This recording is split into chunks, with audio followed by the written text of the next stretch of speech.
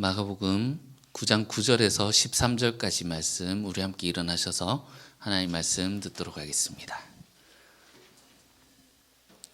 제가 하나님 말씀 봉독하겠습니다.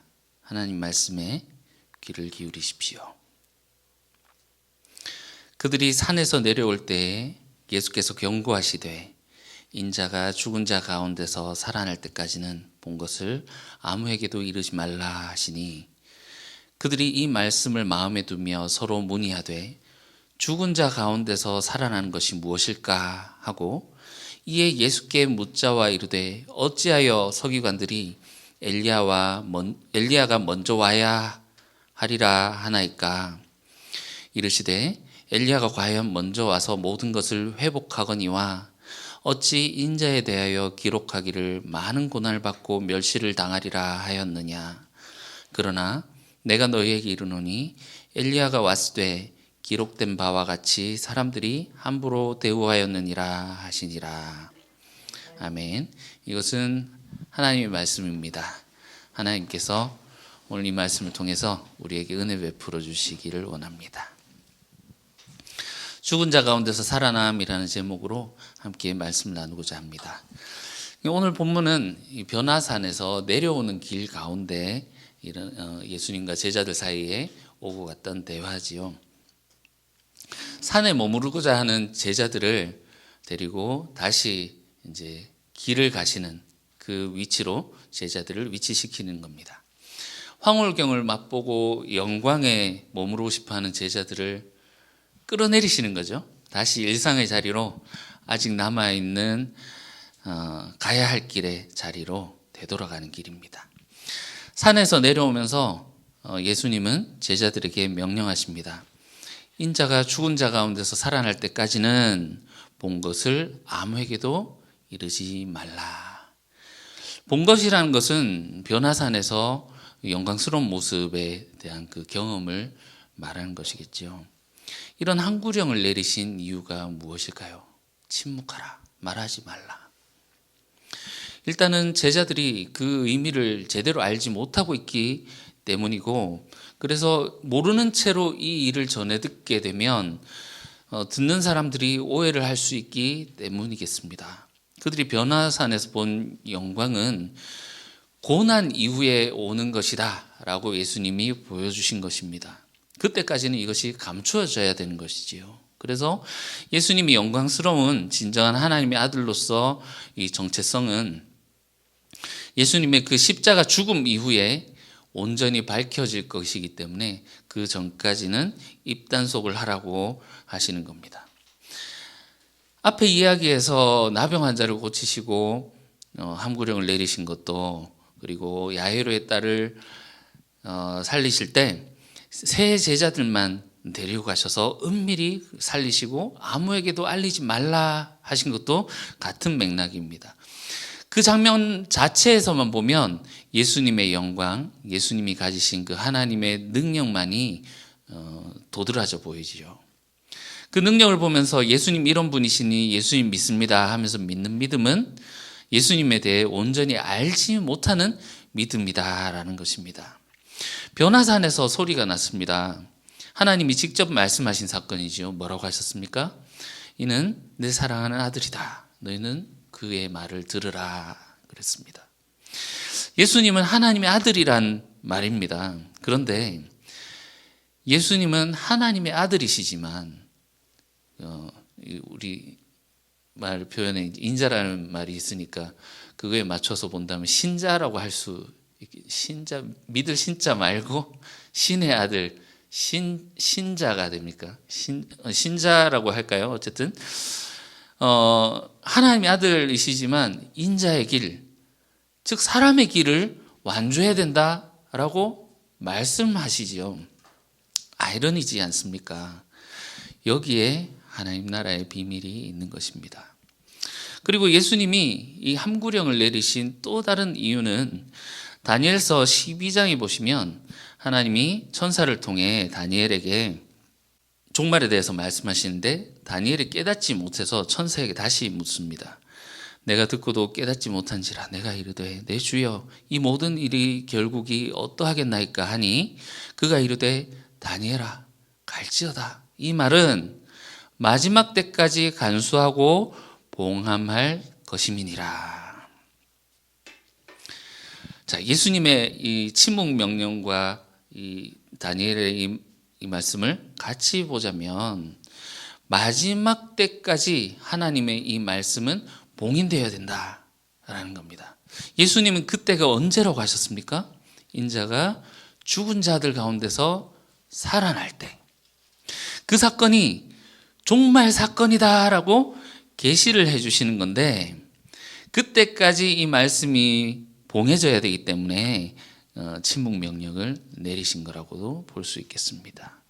그래서 오늘 이 말씀 가운데는 예수님이 가르침 중에 이 하나님 나라 비밀, 특히나 이 종말에 대한 그 예수님의 이 그리스도 사건에 대한 그런 하나님 나라 비밀에 대해서 우리가 배울 수 있겠습니다. 예수님이 인자가 죽은 자들 가운데서 살아날 때까지 본 것을 아무에게도 말하지 말라고 하셨습니다.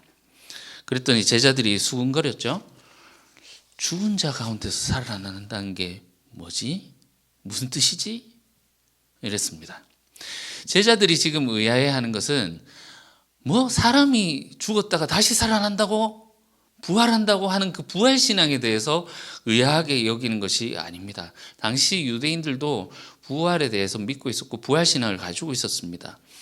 제2성전기를 지나면서 많은 의인들이 죽임을 당했고, 그들은 하나님이 마지막 종말의 때 사람들을 부활하게 하셔서 악인들은 영벌에 심판에 처하시고 의인들은 하나님이 직접 그들을 신원해 주실 것을 그렇게 믿고 있었거든요. 즉 제자들이 믿고 있었던 것은 죽은 자들의 부활입니다. 그런데 예수님은 죽은 자들의 부활을 말씀하신 것이 아니라 죽은 자들 가운데서 살아나는 단 한 명의 부활을 말씀하고 계시거든요. 제자들에게는 이 죽은 자들 가운데 살아나는 부활? 이런 개념이 없기 때문에 지금 이제 토론회가 열린 것입니다. 혼란에 빠진 거죠. 예수님께서 8장 31절에서 인자가 사흘 만에 죽은 자 가운데서 부활해야 할 것이다 이렇게 말씀하셨습니다. 여기 사흘 만에라고 나오지만 용례적으로는 사흘 뒤에 하고 의미는 같습니다. 죽은 자들 가운데서 살아나는 자신의 부활을 이미 제자들에게 가르쳐 주셨지요. 그러니 제자들은 죽은 자들 가운데 살아나는 부활? 그게 뭐지? 하고 지금 서로 묻고 있는 것입니다. 어쨌든 이 제자들이 예수님이 이 종말에 대해서 말씀하신다라는 것은 감지했습니다. 그러니까 11절 같이 묻는 거죠. 서기관들이 말하던데요. 종말에 엘리야가 먼저 와야 된다고 하던데요. 이렇게 묻는 겁니다. 예수님을 만나기 전에 이들은 누구에게 배워왔습니까? 이 서기관들에게 배워왔죠. 서기관들이란 것이 그냥 이 기록하는 기록관이 아니라 율법학자, 율법 교사들을 의미하는 것입니다. 말라기서 4장 5절에서 6절에 보면 여호와의 크고 두려운 날이 이르기 전에 하나님께서 엘리야를 보내신다. 그리고 그 엘리야가 아버지의 마음을 자녀에게로, 자녀의 마음을 아버지께로 돌릴 것이다 라는 말씀이 기록되어 있습니다. 우리도 교회에서 이 성경을 배우듯이 제자들도 당시 서기관들로부터 성경을 배웠을 것입니다. 그런데 예수님이 그들이 배워보지 못한 말씀을 하시니 지금 이제 서로 수군거리다가 예수님께 묻는 겁니다. 우리가 서기관들에게 배워왔는데 종말 사건에 엘리야가 먼저 와야 된다고 합디다.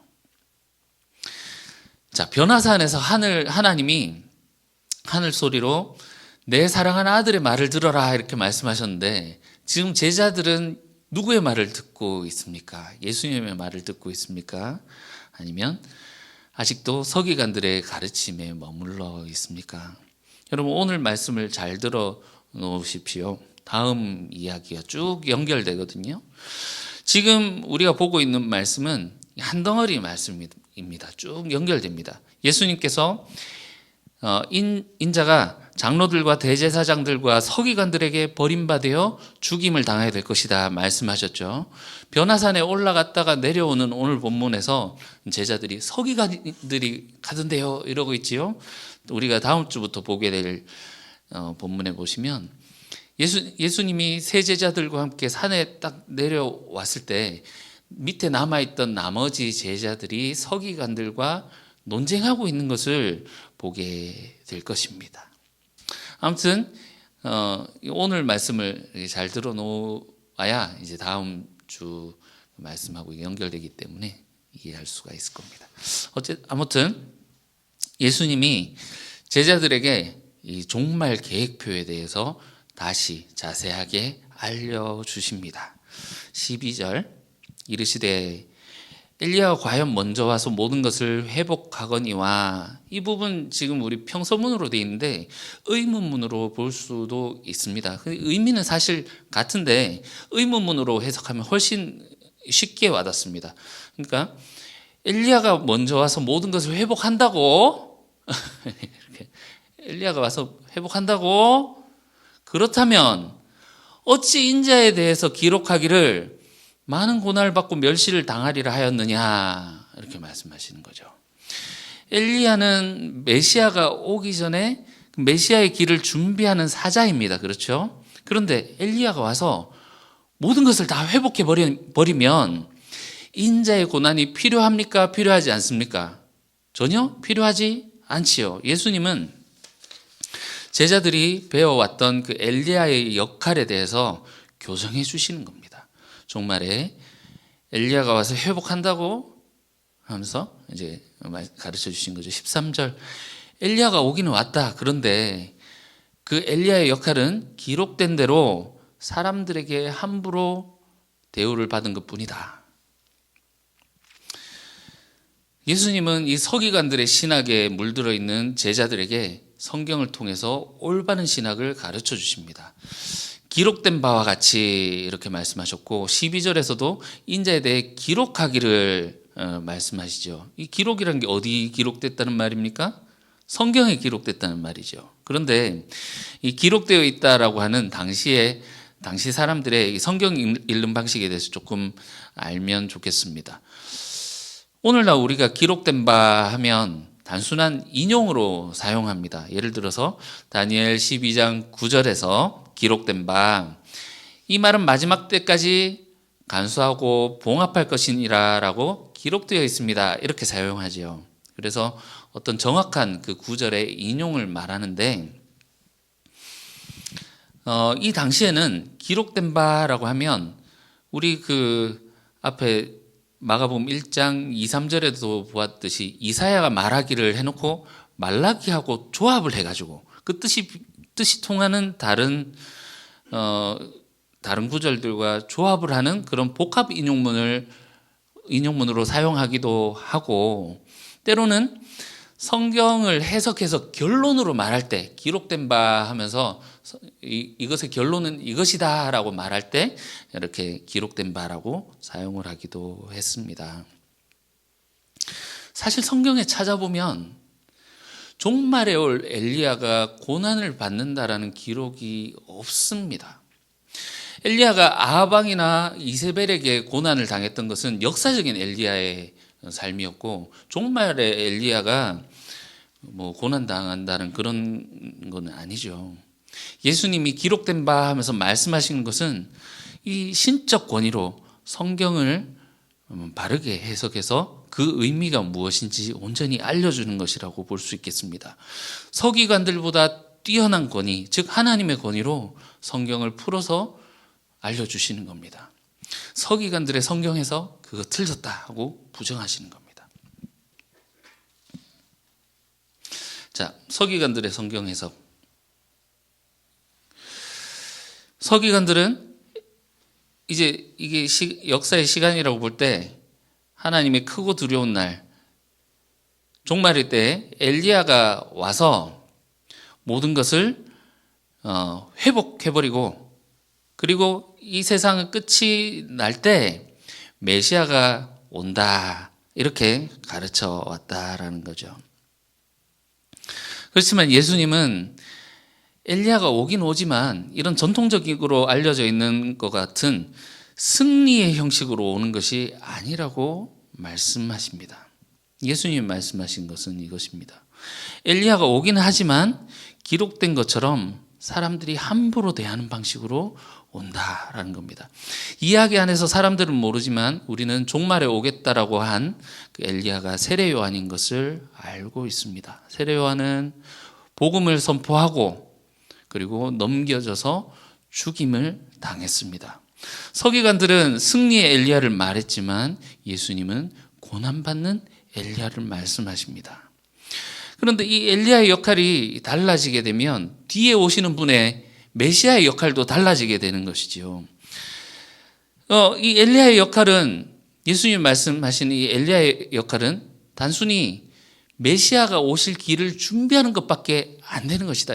메시아의 삶이 어떤 것인지를 보여주는 그 역할로 끝난 거다. 그 하나님의 일은 이 예수님이 인자로서 반드시 고난받고 죽임당하고 부활하시는 그런 그리스도 사건을 통해서 메시아가 이루는 것이다 라고 알려주시는 겁니다. 그리고 이 인자는 마지막에 아버지의 영광으로 다시 오게 될 것입니다. 이것이 예수님의 가르침입니다. 그러면 이 두 가지의 결론, 이 승리의 엘리야를 말하는 서기관들의 종말론과 고난의 엘리야를 말씀하시는 예수님의 이 종말론은 어떤 차이를 만들어내겠습니까? 자, 이 서기관들의 종말론을 보면 이 마지막 때에 엘리야가 와서 회복을 시키잖아요. 회복을 시키는데 메시아가 오는 시대는 어떤 곳에 옵니까? 의로운 세대에 오게 됩니다. 그러나 예수님이 가르쳐 주신 종말론을 볼 때 엘리야가 왔다. 그러나 엘리야는 이 세례 요한을 보여주죠. 세례 요한이 복음을 전파하고 죽임을 당함으로써 예수님이 어떤 운명을 당할 것인지 보여줬습니다. 8장 38절에 예수님이 어떻게 말씀하셨습니까? 8장 38절에서 음란하고 죄 많은 세대에서 나와 내 말을 부끄러워하면 이렇게 말씀하셨죠. 이 세대는 어떤 세대라는 겁니까? 음란하고 죄 많은 사악한 세대다라는 겁니다. 그래서 이 메시아가 오신 세대는 사악한 세대 가운데 오신다. 그래서 제자들에게 가르쳐 주셨던 거죠. 너희는 나를 누구라 하느냐? 인자는 반드시 고난당하고 죽임당하고 부활해야 할 것이다. 예수님은 부활한 자들, 죽은 자들 가운데에서 살아나심으로, 이것은 오로지 단 한 명의 부활, 예수님의 부활을 말한다고 했죠. 부활의 첫 열매로서 그 부활 사건이 이제 실제로 일어난다라는 그런 신호탄으로서 예수님이 죽은 자들 가운데에서 부활을 이루시고, 그래서 이 세대가 끝나는 때에 예수님을 따르는 자들에게 이 부활 생명을 주시겠다라는 그런 가르침입니다. 그래서 이 종말의 개념이 엘리야의 해석 하나로 판이하게 달라지게 되지요.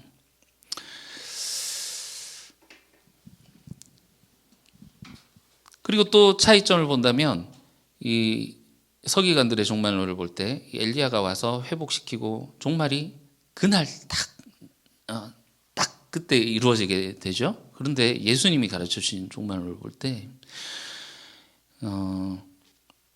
다니엘이 들었습니다. 마지막 때까지 이 말씀을 봉해라. 그리고 예수님도 침문 명령을 내리셨죠. 언제까지 함구령이 내려지는 겁니까? 인자가 죽은 자들 가운데서 다시 살아날 때까지. 그 말은 무엇입니까? 예수님의 이 죽음에서 죽은 자들 가운데서 살아나시는 예수님의 이 부활은 종말의 시작이다 라는 것입니다. 그렇지만 아직 역사는 이렇게 지금 지속되고 있지 않습니까? 예수님이 선포하셨던 것이 무엇입니까? 하나님 나라가 이 땅에 가까이 왔다. 이 땅에 도래했다라는 겁니다. 그것은 종말에 있을 그 하나님 나라가, 이 종말에 있을 하나님 나라가 지금 시작되었다라는 겁니다. 그렇지만 이 완성은 언제 이루어진다고요? 인자가 다시 오시는 그때 완성된다. 그래서 우리가 살고 있는 이곳은 이미와 아직 아니 사이에서 우리는 살고 있는 것이죠. 그래서 이것을 조금 다르게 그려봤습니다. 빨간색으로 제가 해놓은 것은 이 악한 세대, 종말이 완성될 때, 종말이 시작되었고 종말이 완성될 때 이 악한 세대와 악한 세대 안에 속해 있는 사람들은 심판을 받게 될 것입니다. 그렇지만 예수님이 선포하셨습니다. 예수님의 죽음과 부활을 통해서 하나님 나라가 왔다. 그래서 이 세상은 두 세대가 공존하는 상태입니다. 이 악한 세대와 하나님 나라가 공존하는 그런 상태입니다. 종말에 이루어질 그 하나님 나라를 예수님이 이 땅 가운데 가져오셨기 때문이지요. 3장 27절에서 예수님이 강한 자의 비유를 통해서 가르쳐 주실 때 이것은 나라와 나라의 싸움이고 집과 집의 싸움이다. 가르쳐 주셨습니다. 음란하고 죄 많은 세대, 이 사탄의 나라와 하나님 나라의 이 싸움이다 라는 것이죠. 강한 자의 집에 있는 그 세간을 늑탈하기 위해서는 먼저 강한 자를 제압해야 된다고 가르쳐 주셨죠. 앞선 그 갈릴리 사역은 이 하나님 나라 백성의 모습을 보여주는 겁니다. 이 세상의 음란한 세상, 사악한 세상 가운데 살고 있는 자들을 하나님 나라로 불러서 내부인을 이제 만드시는 그런 장면을 우리가 보았지 않습니까? 예수님 거기서 사탄을 제압하시고 귀신을 쫓아내시고 병자를 고치셨습니다. 사탄이 가지고 있는 가장 강력한 무기인 사망을 꺾으셨습니다. 그리고 이 하나님 나라로 그들을 불러 모으신 거죠. 왜냐하면 지금은 이 두 세대가 공존하고 있기 때문에 그렇습니다. 그러나 종말이 완성되는 그때, 인자가 아버지의 영광으로 다시 오시는 그때 이 악한 세대는 심판을 받게 될 것입니다. 그렇지만 하나님 나라는 영원하게 지속되는 거죠.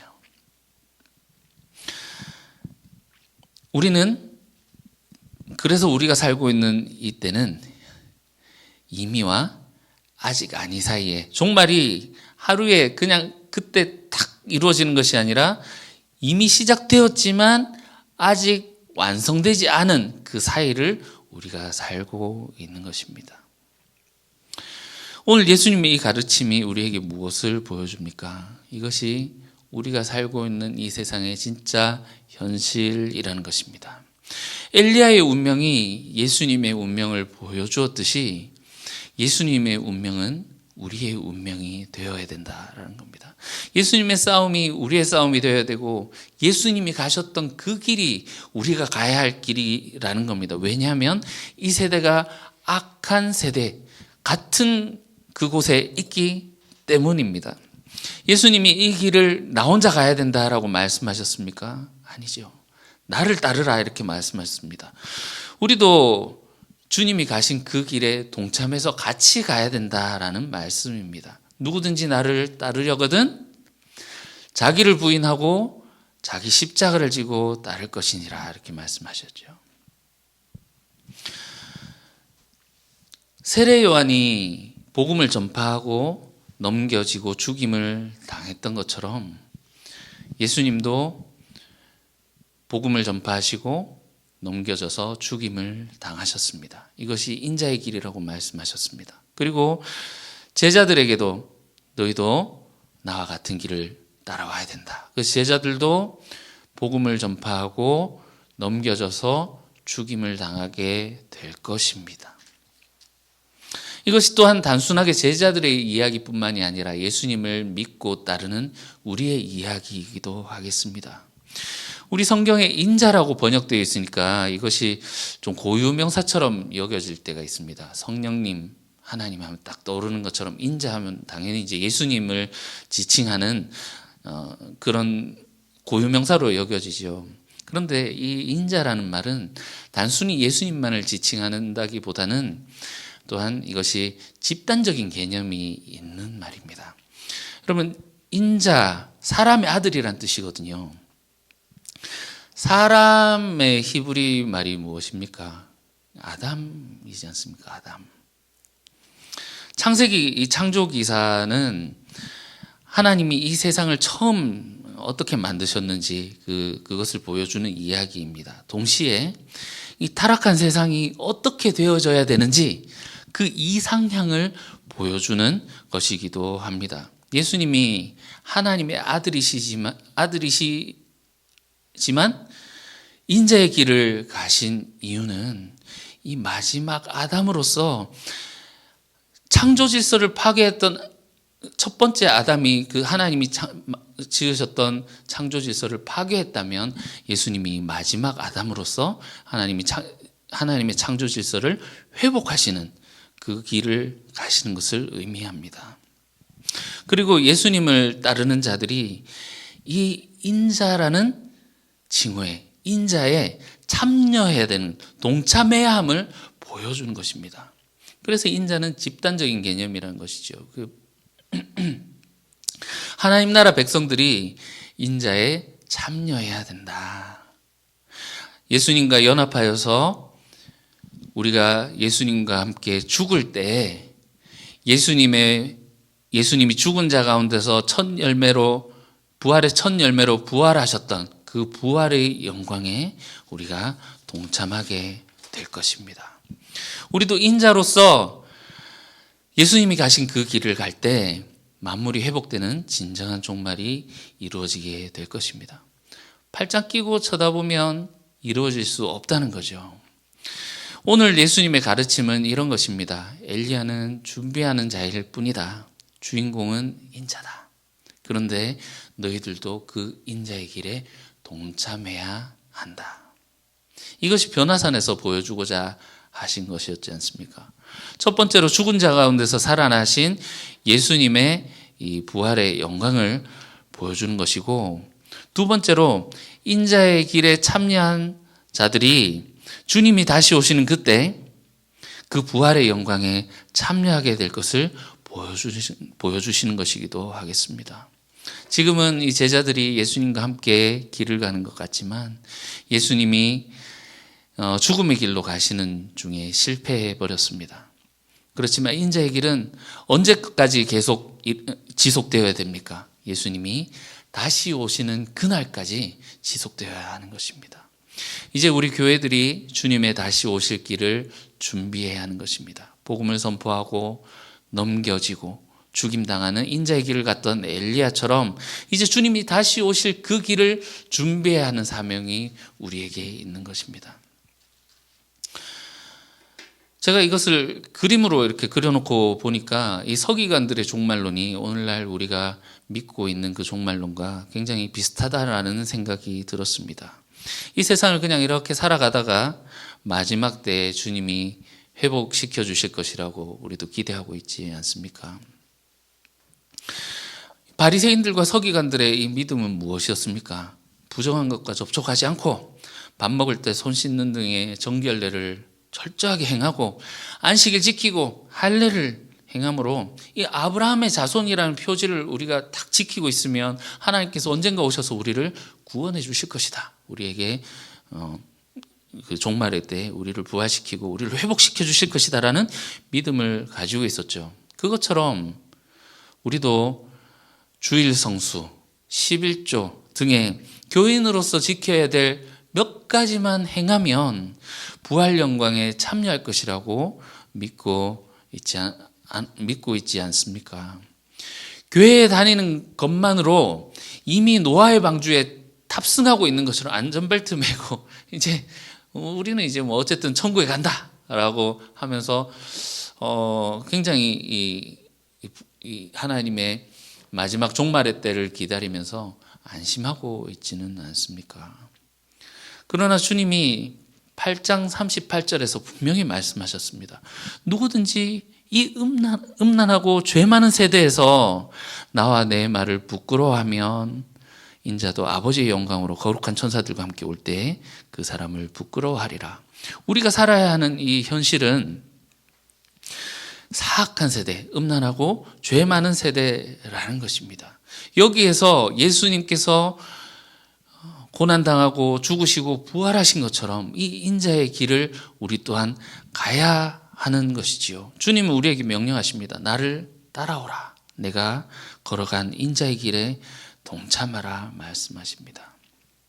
정리하겠습니다. 제자들은 지금 보아도 보지 못하고 들어도 듣지 못하는 깨닫지 못하고 있는 그런 상황 가운데 있습니다. 그래서 예수님은 제자들의 눈과 귀와 입을 열어주시기 위해서 지금 이런 것들을 보여주시고 말씀하시는 것이지요. 이들은 영광의 엘리야론을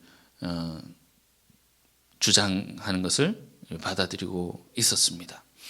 그렇지만 주님은 고난의 엘리야론을 말씀하십니다. 이 엘리야가 어떤 모습을 하고 있느냐에 따라서 그리스도의 역할이 달라지는 것도 우리가 보았습니다. 이 영광의 엘리야론, 엘리야가 영광의 모습으로 마지막에 그냥 확 회복하는 이런 게 되면 그리스도도 굉장히 그 의로운 세대에 오는 영광스러운 모습, 그런 모습으로 오는 환영받는 메시아의 모습을 하고 오시겠지요. 제자들은 이런 예수님께 이런 메시아가 되어야 됩니다 하고 그렇게 강요를 했던 것이지 않습니까? 주님 영광의 자리에 오르시면 우리 한 자리 주시고 내가 이런 고난을 받아야 된다, 그리고 죽임을 당해야 된다 말씀하실 때 베드로가 예수님을 붙잡고 항변하면서 꾸짖고 막 이렇게 했지 않습니까? 그러나 예수님은 메시아가 가야 할 그 길은 고난받고 죽임당하고 부활해야 하는 그 하나님께서 원하시는 그 길을 이루어야 된다라고 말씀하십니다. 이 세대가 하나님의 아들을 알아보지 못하고 예수님을 죽였다라는 말은 이 세대가 정상적인 곳이 아니라는 거죠. 선하고 의로우신 왕이신 그분을 죽였다라는 것은 이 세대가 얼마나 사악한 것인지를 보여주는 것입니다. 그래서 이 비정상적인 곳에서 우리는 탈출해야 되는 것이죠. 탈출해서 하나님 나라로 옮겨가야 되는 것입니다. 예수님이 이곳으로 어떻게 옮기게 되는 것인지 이제 다음 주에 이어서 이제 보여주시겠지만, 우리가 이 세대에서 죽고 이곳에서 자기 자신을 부인하고 자기 십자가를 지는 그 예수님의 말씀을 따라 사는 그 순종의 삶으로 말미암아서 우리가 하나님 나라로 옮겨지게 되는 것입니다. 주님 말씀하신 이 명령을 듣고 이 세대를 진정으로 어떤 곳인지 볼 수 있게 되기를 원합니다. 그래서 주님이 말씀하신 이 말씀을 따라서 순종함으로 우리가 이 세대에 속한 자들이 아닌 하나님 나라에 속한 자로 주님이 다시 오시겠다고 하신 그 주님의 다시 오심을 준비하며 인자로서의 삶을 살아가는 저와 여러분들이 되시기를 주님의 이름으로 축원합니다. 기도하겠습니다.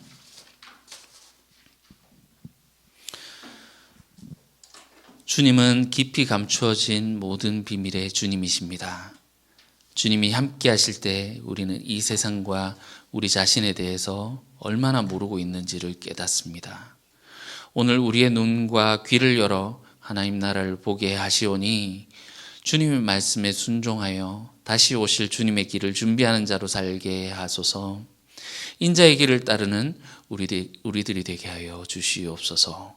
예수님의 이름으로 기도합니다. 아멘.